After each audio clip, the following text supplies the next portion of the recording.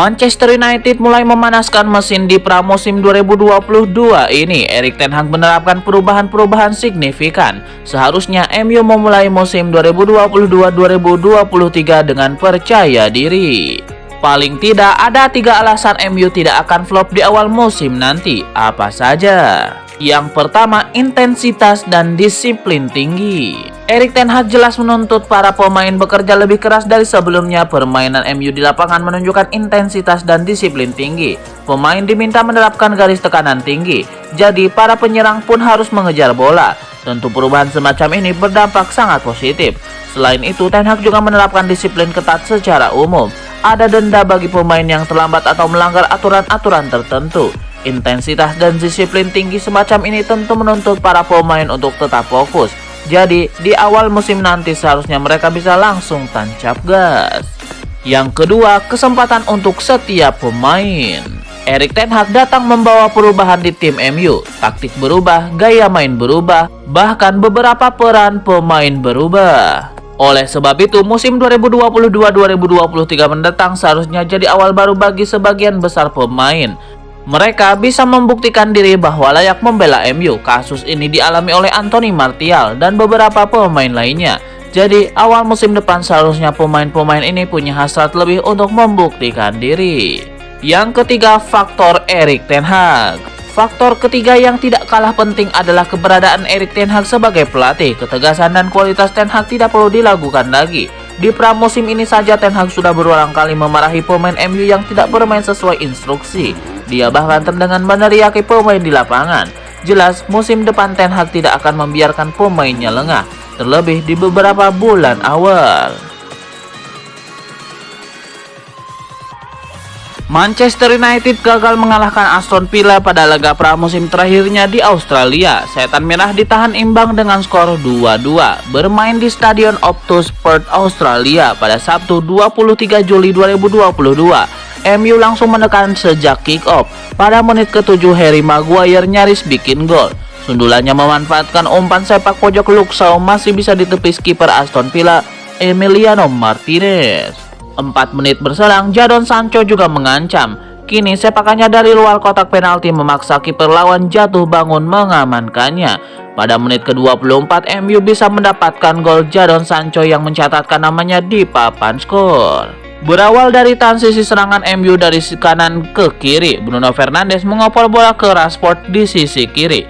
Kemudian Rashford mengoper bola lagi ke Luke Shaw yang berlari ke kotak penalti. Luke Shaw kemudian melepaskan umpan tarik ke tengah dan bisa diteruskan Jadon Sancho dengan sepakan first time yang berdiri bebas di depan gawang. Skor 1-0 untuk MU.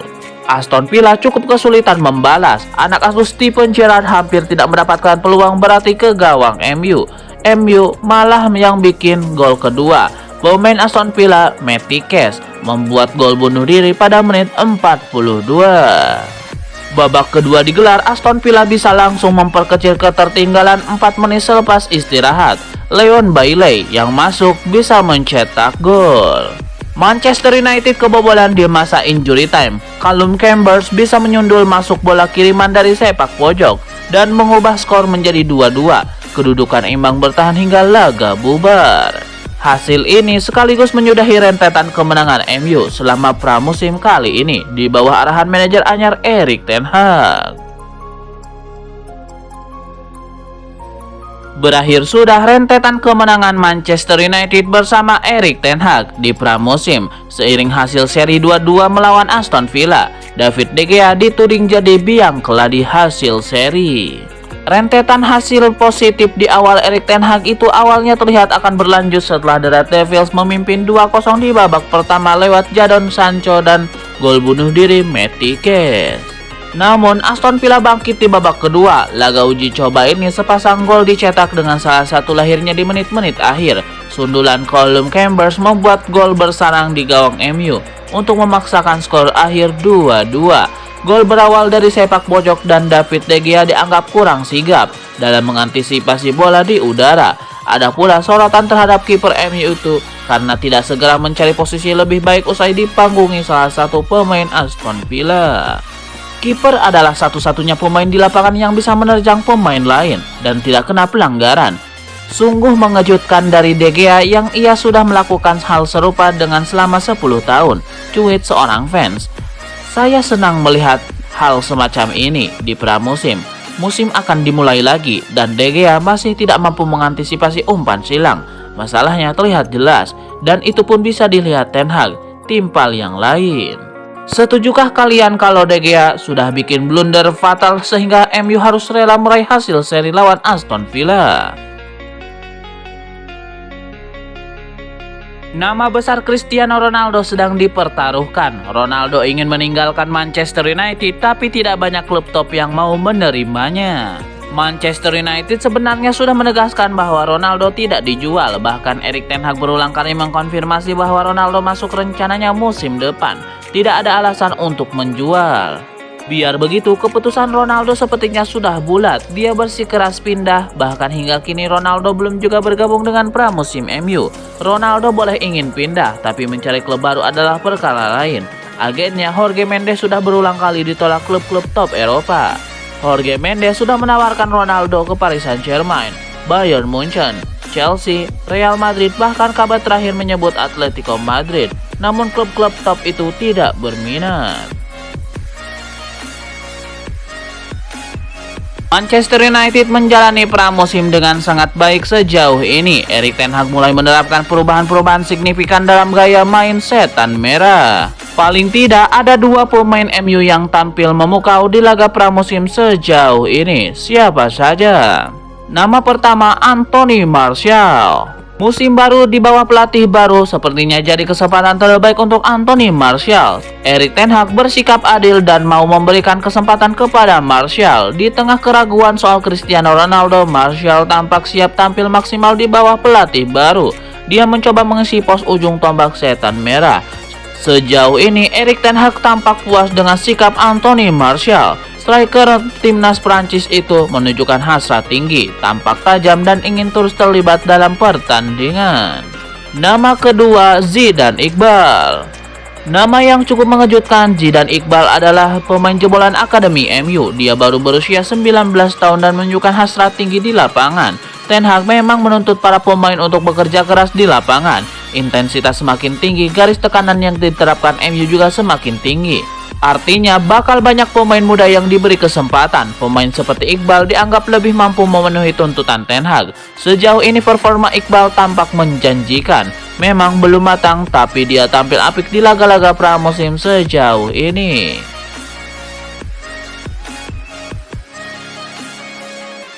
Manchester United siap mengajukan tawaran untuk menggait gelandang Lazio Sergej Milinkovic-Savic jika gagal menggait Frenkie de Jong dari Barcelona. Menurut Football Italia, Manchester United sudah tertarik merekrut Milinkovic-Savic beberapa tahun yang lalu.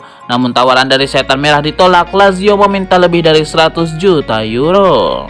Namun harga pemain berusia 27 tahun ini kemungkinan telah turun sekarang. Milinkovic-Savic masih terikat kontrak hingga Juni 2024 dan tidak menyatakan keinginannya untuk meninggalkan Lazio. Manchester United tentu harus berupaya lebih keras jika ingin menggaetnya.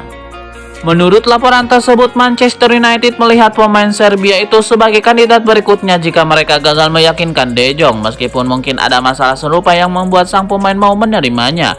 Sementara itu, penggemar Lazio menjadi panik setelah laporan agen Milinkovic-Savic Mateja Kezman terlihat di markas klub. Para pendukung pun mengungkapkan kekhawatiran mereka akan kehilangan Milinkovic-Savic. Manchester United dipaksa menerima hasil imbang 2-2 saat menghadapi Aston Villa. Manajer MU Erik ten Hag mengatakan timnya mendapatkan pelajaran. Manajer MU Erik ten Hag mengungkapkan bahwa timnya sudah membuat peningkatan signifikan meskipun hasil imbang melawan Aston Villa disebutnya sebagai sebuah kemunduran. Babak pertama itu penampilan yang layak, unggul 2-0, tapi babak kedua kami keluar dari ruang ganti. Kami mengendalikan permainan dan membuang keunggulan. Ini tidak bagus, jadi ini adalah sebuah pelajaran, ungkap Erik ten Hag kepada MU TV. Bagi para pemain untuk tim, saya kira kami sudah membuat banyak kemajuan, banyak aspek positif. Saya akan mengatakan demikian, pada akhirnya sebuah kemunduran, tapi ini juga bagian dari sebuah musim. Sebuah musim kan tidak selalu naik terus, Anda juga memiliki kemunduran-kemunduran dan harus menghadapinya. Para pemain bisa memiliki kepercayaan diri yang besar karena mereka bagus, tapi hanya harus tahu bahwa kami harus bekerja keras dan bermain sebagai sebuah tim. Baru setelahnya kami akan memiliki penampilan yang bagus. Imbuh Ten Hag.